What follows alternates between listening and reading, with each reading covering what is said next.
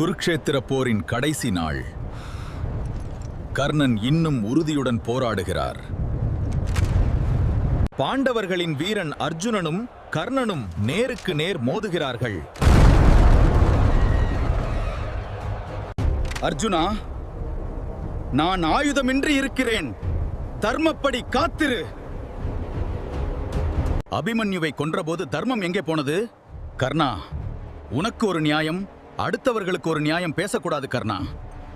ஒரு சக்தி வாய்ந்த அம்பு கர்ணனின் உயிரை பறிக்கிறது.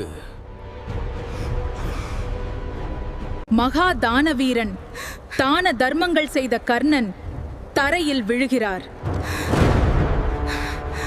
பிறகுதான் தெரிகிறது, கர்ணன் குந்தியின் மகன், அவர் பாண்டவர்களின் அண்ணன். கர்ணன் தோற்றாலும் மனிதர்களின் மனதில் என்றுமே ஜெயித்தவர்.